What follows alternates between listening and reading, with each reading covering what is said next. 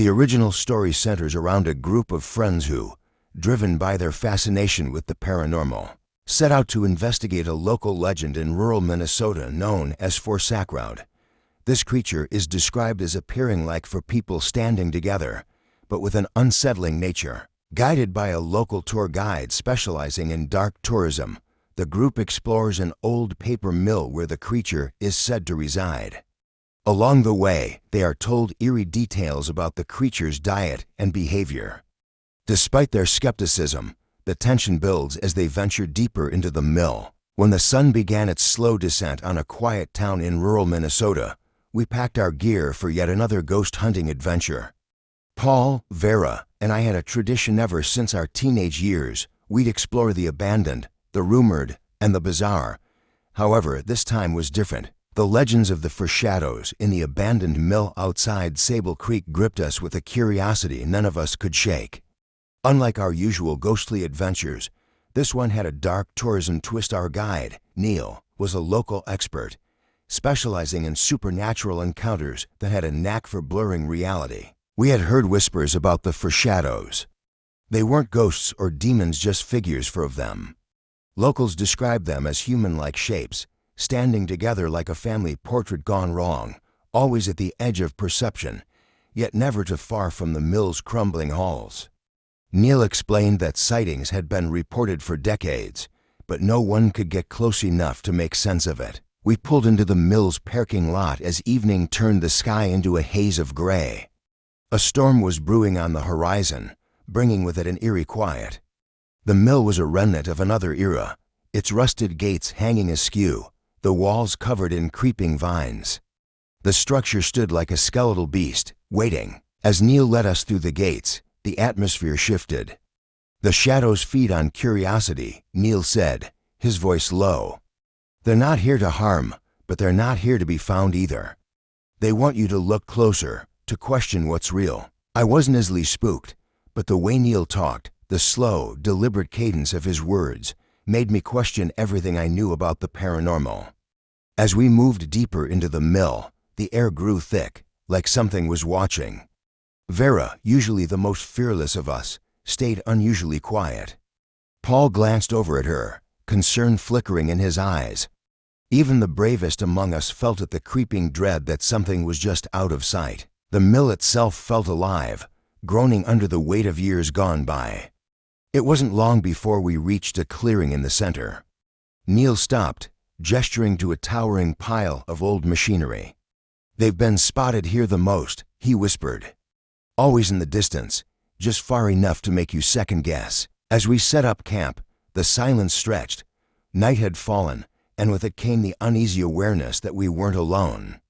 Shadows flickered at the corners of my vision, indistinct and formless. Every noise, the wind through the broken windows, the creak of rusted metal, felt like a whisper from the past. Paul tried to break the tension with a joke, but it fell flat, echoing off the cold walls. Suddenly, a movement caught my eye. Across the room, just beyond the reach of our lanterns, I saw them for figures, standing perfectly still. They weren't shadows anymore, but shapes, human-like but distorted. My heart pounded in my chest as I tried to make sense of it. Were they real, or just a trick of the light? "Don't get too close," Neil warned, his voice tight with tension. "The closer you get, the more they draw you in." But it was too late. Vera stepped forward, her eyes fixed on the figures. "I need to see," she whispered, as if in a trance. Paul grabbed her arm, pulling her back, but not before one of the shadows seemed to shift, turning its head toward us. A cold chill swept through the room, and suddenly everything went dark. We never saw Vera again. We searched for hours, calling her name, but it was as if the shadows had swallowed her whole. Neil urged us to leave, to abandon the mill before it took any more of us. But I couldn't shake the feeling that the shadows had always been watching, waiting for the right moment to pull us into their world. Now, every time I close my eyes, I see them standing just out of reach, for figures in the darkness, waiting for me to take another step closer. Paul and I ran out of the mill that night like hunted animals, our breath ragged, hearts pounding in our ears. The storm had fully arrived, and rain poured down, soaking us as we fled into the darkness. But nothing, not the thunder crashing overhead or the howling wind, could drown out the echo of Vera's name in my head. It was impossible to believe she was gone, just vanished into those shadows. Back at the motel, we sat in silence. Paul, usually calm in the face of the unknown, looked shattered. He kept staring at the door, as if waiting for Vera to walk through, like nothing had happened. But I knew better. I'd seen the way the shadows twisted when she stepped toward them, how they seemed to welcome her in with open arms, and how she disappeared without a sound. There was something about them, something hungry. Neil hadn't said a word since we left the mill. He sat in the corner, brooding, his usual stoic expression replaced by something darker. I finally broke the silence. "You knew, didn't you?" My voice cracked. "You knew this could happen." Neil's eyes met mine, and there was no denial, no excuse, just a quiet nod. "I told you," he said softly. "They feed on curiosity. They took her." Paul stood, his voice trembling with rage. "We have to go back. We have to find her." But Neil shook his head. "You won't find her. Once they take someone, they don't give them back. Going after her would only mean losing yourselves too." I wanted to believe he was wrong. Every instinct in me screamed to go back, to tear through that godforsaken mill and drag Vera out of those shadows. But something deeper, something primal, told me that Neil was right. The mill, the shadows, it was like a trap, one that would pull us in if we dared to look too closely. Days passed, but the weight of what happened clung to us like a curse. I couldn't shake the memories, replaying every detail of that night in my mind, trying to understand. Why did Vera step forward? What had she seen in those figures? I thought I saw them too, but nothing more than shadows, fleeting and distant. For Vera, it had been something different, almost as if they had called to her. Paul wasn't handling it well. He became obsessed, scouring old maps and newspaper clippings, looking for any mention of the mill or the foreshadows. He barely slept, and when he did, he'd wake up screaming her name. He was convinced that Vera was still alive, trapped somewhere between our world and theirs, waiting to be rescued. His desperation was consuming him. Then one night, while I was lying awake in my bed, something strange happened. I saw movement in the corner of my room. At first, I thought it was a trick of the light, a flicker from the street lamp outside, but as I stared, the shape became clearer. For figures, standing in the darkness, just beyond the reach of the light. My heart stopped. The shadows, they had found me. I bolted upright, but the figures didn't move. They simply stood there, watching. My breath came in shallow gasps as I tried to convince myself it wasn't real. It couldn't be real. But no matter how many times I blinked or rubbed my eyes, they remained solid and silent. I didn't know what to do. Should I run? Call out for help? But I remembered Neil's words, echoing in my mind. The closer you get, the more they draw you in. I stayed frozen, not daring to move. My eyes stayed locked on theirs, or at least where their eyes should have been. Time passed in agonizing silence. Then, slowly, one of the figures raised its arm. It didn't point at me, but toward the door, toward Paul's room. A wave of panic surged through me. I jumped out of bed, bursting through the door to Paul's room. "Paul!" I yelled, but it was too late. The window was open. The curtains blew wildly in the storm, but Paul was gone. I searched everywhere, tearing through the motel room in desperation. No sign of him. He had vanished, just like Vera. I returned to the mill alone. The drive was a blur, the storm a relentless backdrop as my mind spun in circles. Paul was gone, and somehow I knew it was my fault. They had come for me, and instead, they had taken him. I couldn't let it end like this. There had to be a way to bring them back. The mill loomed in the distance, its broken silhouette barely visible through the sheets of rain. This time, I didn't need Neil to guide me. I knew where to go. The shadows had led me here, and now I was going to face them. The mill was dead silent. Not even the wind seemed to stir within its walls. I made my way to the clearing, the place where it all began, where Vera had been lost. And there, standing at the center, were the four figures. They were waiting for me. I approached slowly, every step heavier than the last. My heart pounded in my chest, but I couldn't stop. I was close now, closer than before. The shadows were clearer, almost tangible, and then I saw them. In the center of the four stood two familiar faces, Vera and Paul. Their eyes were empty, their expressions blank, but it was them. My heart shattered as I reached out to them. Vera, Paul, they didn't respond. They simply stood there, as if trapped in the space between the living and the dead. I couldn't tell if they were real or some cruel imitation created by the shadows. But I knew one thing: I was never going to see them again. The shadows began to close in, their dark forms shifting like smoke. I felt the pull, the overwhelming desire to step closer, to join them. But at the last second, something inside me snapped. I turned and ran. I ran until the mill was nothing but a distant memory, lost in the storm. To this day, I still see them, the foreshadows, always at the edge of my vision, waiting, watching. Sometimes, in the dead of night, I hear Vera's voice, or Paul's, calling my name from somewhere far away, but I won't go back. I can't, because I know if I do, they'll take me too. Weeks passed, and the eerie silence of Sable Creek settled over me like a heavy fog. I stayed in the motel, but it didn't feel like a place of refuge anymore. The shadows weren't just at the mill, they were everywhere. I could sense them watching, waiting for the right moment. I knew it was only a matter of time before they tried to take me too. I had cut all ties with Neil. After Paul vanished, Neil told me there was nothing left to be done. "You've seen too much," he'd said with a cold finality. "The shadows have marked you." His words lingered in my mind, but they weren't helpful. Neil's answer was to give up, to fade into the quiet terror that consumed this town. But I couldn't just accept that. I had to believe there was another way.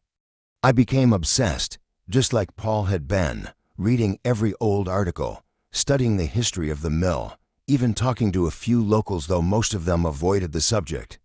It wasn't long before I found out that people had been disappearing for decades. Always near the mill, always into the night, and the legends. They went back even further. According to some old diaries and town records, there had once been a family that owned the land where the mill stood. The Pembertons, for brothers, cursed, at least that's what the superstitions said. They were outcasts in town, thought to be practicing some kind of dark ritual in the woods. People avoided them, whispering that they had made a deal with something beyond this world. One cold night, long before the mill was ever built, the brothers disappeared. Vanished, just like Vera and Paul. The townspeople thought it was some kind of punishment, divine justice for whatever it was they'd been doing in the dark. But not everyone believed that. Some said they had called something from the shadows something ancient and hungry. The story faded over time, but the fear lingered, and when the mill was constructed years later, people claimed to see strange figures around it at night. It couldn't be a coincidence. The foreshadows, the mill, the disappearances, it was all connected. I just didn't know how. One night, as I sat alone in the motel room, poring over the history books and maps, something strange happened. I was reading an old journal from one of the townsfolk who'd lived during the Pembertons' time when I noticed something odd. One of the entries wasn't written in the same hand. It was shaky, almost frantic, like it had been scribbled in a rush. The words were hard to make out at first, but as I read them aloud, I felt a chill crawl up my spine. "They come from the dark, the brothers. They are not gone. They are still here, watching, waiting. I can feel their eyes on me. They walk in the shadows. Do not follow them, for the price is your soul." My blood ran cold. The brothers, the foreshadows. They weren't just ghosts, they were the Pembertons, trapped in some terrible limbo, pulling people into their cursed existence. This was their mill, their hunting ground, and now they had Vera and Paul. That night, I didn't sleep. Every noise outside the window made me jump. Every flicker of light seemed to carry the weight of their presence. I knew it was only a matter of time before they came for me. But I wasn't going to let them, not without a fight. The next day, I packed my things and left the motel for good. My plan wasn't to run, though. I wasn't about to flee from something that would follow me wherever I went. No, I was heading straight back to the source, the mill. I had learned enough about the Pembertons and their dark past to know that whatever ritual they had performed all those years ago, it was still feeding the shadows, keeping them bound to the mill. But I had also found something else. Buried deep in one of the journals was a passage that spoke of a way to break the curse. For souls bound by darkness must be set free under the light of a new moon. That night was a new moon. The storm had cleared by the time I arrived at the mill, but the air was still heavy with the weight of something unnatural. I could feel the shadows, just out of sight, watching as I approached the entrance.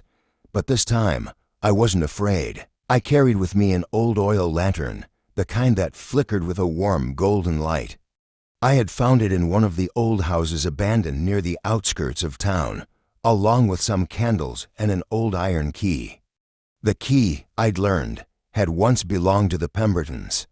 It was said to unlock a hidden chamber in the mill one that no one had ever been able to find. As I stepped inside, the mill seemed to groan under my weight. The wooden beams creaked, and the smell of damp wood filled the air, but I didn't stop. I followed the old, crumbling steps down into the basement, where the walls were thick with mildew and decay. There, in the darkness, I found it, the door. It was small, tucked away in the farthest corner of the mill, hidden behind a pile of rotting wood. I wouldn't have noticed it if not for the faint, almost imperceptible breeze coming from the cracks in the wall. I knelt down and pulled out the iron key, my hands shaking as I slid it into the lock. The door creaked open. Inside, the air was cold, colder than it should have been. The small chamber was empty except for one thing, a stone altar, ancient and worn. On it lay a single, crumbling book, covered in dust. I could feel the power radiating from it, something dark and twisted. This was the Pembertons' legacy, their curse. I stepped forward, and as I did, the shadows appeared, the four of them, standing just at the edge of the light. But this time, I wasn't afraid. I knew what I had to do. I took out the candles, lighting them one by one, placing them around the altar. The shadows shifted, restless, as if they knew what was coming. But they didn't move closer. They couldn't. I opened the book, the pages brittle beneath my fingers, and began to read the words aloud. The language was old, unfamiliar, but as I spoke, I could feel the air around me change. The shadows stirred, their forms flickering, growing weaker. The words were a spell, a binding of some kind, something to trap the Pembertons, to release the souls they had taken. As I spoke the final words, the shadows began to dissolve, their forms collapsing into the darkness. I could hear them, faint whispers, pleading, but I didn't stop. I couldn't. This was the only way. The last of the shadows vanished, leaving the room eerily quiet. I fell to my knees, the weight of the ritual pressing down on me. But it was over. The curse was broken. I never found Vera or Paul's bodies, but I know they're free now wherever they are. The mill is silent, the shadows gone. But sometimes, late at night, when the wind is just right and the moon is hidden behind the clouds, I think I can still hear their whispers.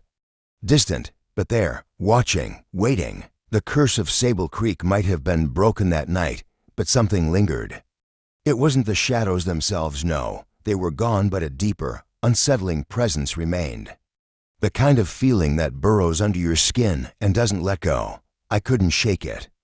The mill, though quiet now, seemed to hum with an ancient energy, like the dark rituals of the past had left a permanent scar on the land. I left Sable Creek the next day. I had no desire to return to that haunted place, no matter what mysteries might still be hiding there. But even as I drove down the old, crumbling roads that led away from town, I could feel the weight of something following me. It was faint, just a whisper in the back of my mind, but it was there. For weeks, I tried to go back to a normal life. One avoided all mentions of the town, the mill, or even the Pembertons. I told myself that I had broken the curse and freed the souls that had been trapped for so long. But the truth was, I couldn't forget. Every night, the events played out in my mind. The flickering candles, the shadows at the edge of the light, the final words of the ritual, and then came the dreams. They started innocently enough, just flashes of the mill, the altar, the darkened woods. But as the nights went on, they grew more vivid. I began seeing faces in the dreams, faces of people I'd never met. Some looked like townsfolk, others like they belonged to another time entirely. They would stare at me, their eyes hollow and lifeless, and whisper things I couldn't understand. One night, the dreams took a darker turn. I found myself standing in the mill once again, but it wasn't abandoned. It was bustling with activity. The machinery was running, the air thick with dust and smoke. People worked feverishly, their eyes downcast, their faces gaunt and tired. Among them, I saw the Pemberton brothers, no longer the shadows, but real, flesh and blood. They were overseeing the workers, their cold eyes scanning the room, watching every move. In the dream, I knew something was wrong. I tried to leave, but the doors were locked, the walls closing in around me. The Pembertons turned their gaze toward me, and I could feel their icy presence creeping into my bones. One of them, the eldest, stepped forward, his lips curling into a twisted smile. "You thought you could break the curse," he whispered, his voice like the rustling of dead leaves. "But it's not that simple." I woke up in a cold sweat, my heart racing. The dream felt too real, too close. And then I heard it, a soft, familiar sound. The creaking of old wooden beams, like those in the mill. But I wasn't in Sable Creek. I was in my own apartment, miles away. The sound grew louder, more distinct, and I realized with a sickening dread that it wasn't just in my head.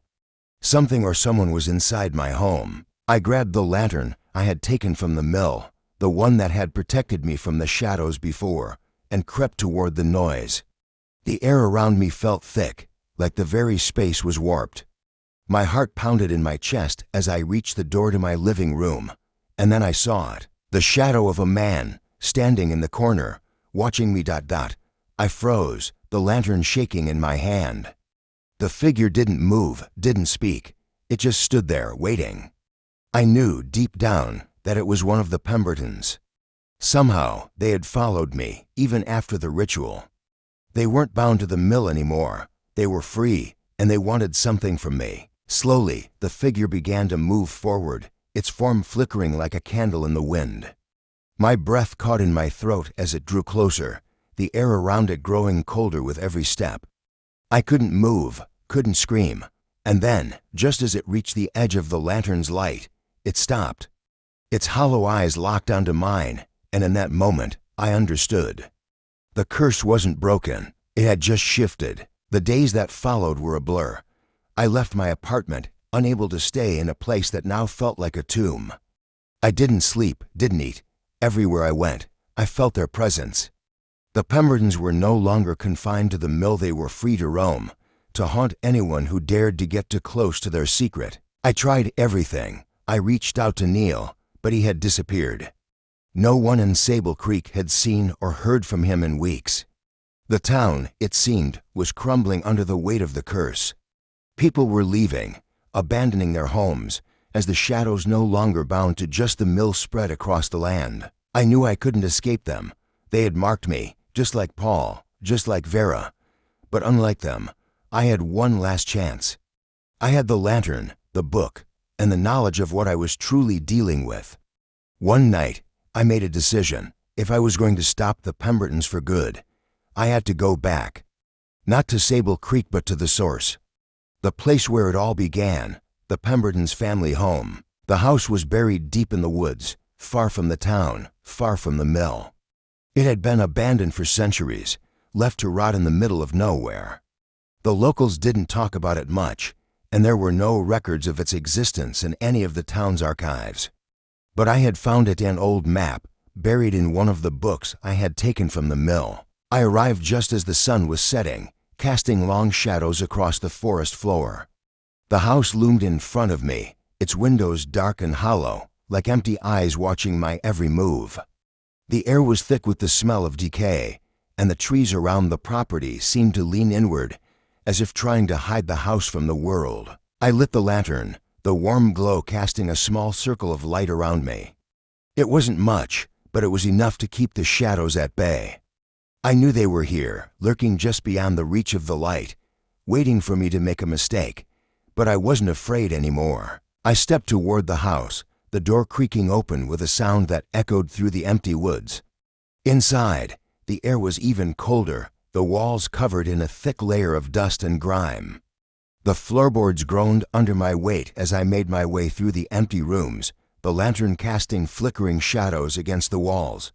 And then I found it. In the center of the house, in what must have once been the main room, was a circle. Drawn in the dust, surrounded by old, crumbling symbols. The same symbols I had seen in the book, the same ones that had bound the Pembertons to their cursed existence. This was the source of their power. I stepped into the circle, the lantern flickering as the air around me grew colder. I could feel them now stronger than before, their presence pressing down on me from all sides. The shadows were here, but they couldn't touch me, not yet. I took out the book, flipping to the page I had memorized the final ritual. The one that would end this once and for all. As I began to speak the words, the shadows surged forward, their forms flickering wildly in the darkness. They were angry, desperate, but they couldn't stop me, not this time. The wind howled through the broken windows, the walls shaking as I spoke the final words. And then, with a blinding flash of light, it was over. The shadows were gone. The house was silent. I don't know how long I stood there, the lantern still flickering in my hand. But when I finally stepped out of the circle, I knew it was finished. The Pembertons, the shadows, the curse, it was all gone. I left the house that night, never to return. But sometimes, late at night, when the wind whispers through the trees and the darkness seems just a little too deep, I wonder if it's really over. Or if they're still out there, watching, waiting for the right moment to return. As the days turned into weeks, I tried to adjust to life after the nightmare. I moved away, leaving behind any trace of my connection to Sable Creek and the Pembertons. But as much as I tried to move on, something always seemed to pull me back, an invisible thread tying me to the events I had survived. I began researching curses, ancient rituals, and forgotten dark arts. I convinced myself it was just a way to close the chapter, to ensure I knew everything I could about what I had experienced. But deep down, I knew the truth. I couldn't let it go.